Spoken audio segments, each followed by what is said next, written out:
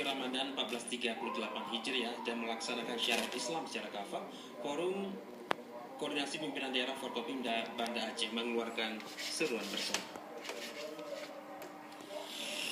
Seruan bersama yang dilaksanakan sebagai rangkaian menyambut bulan Ramadan setiap tahunnya ini ditandatangani oleh Wali Kota Banda Aceh, Ketua DPRK, dan di 0101 BS, Pengadilan Negeri, Kejaksaan Negeri, MPU dan Mahkamah Syariah.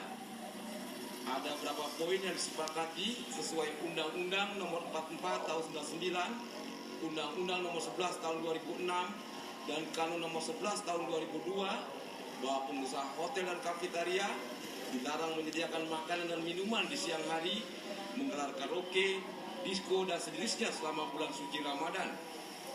Pengusaha hotel dan kafetaria dianjurkan untuk memutar tausiah dan musik yang bernuansa Islami.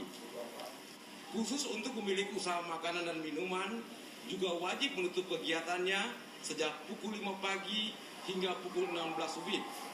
Sedangkan untuk pengusaha biliar, PlayStation dan hiburan lainnya dilarang membuka usahanya kecuali yang digunakan sebagai tempat salon, dibolehkan sejak pukul 9 hingga pukul 16 dengan tetap menjaga ketentuan sesuai surat izin usaha salon. Selain menyerukan kepada kaum muslimin untuk melaksanakan ibadah puasa Ramadan dengan salat tarawih, tadarus, iktikaf, dan ibadah lainnya, pihak keamanan dan ketertiban diharapkan mengawasi pelanggaran syariat Islam dan mengambil tindakan hukum sesuai ketentuan yang berlaku. Tim Liputan TVRI melaporkan dari Banda Aceh.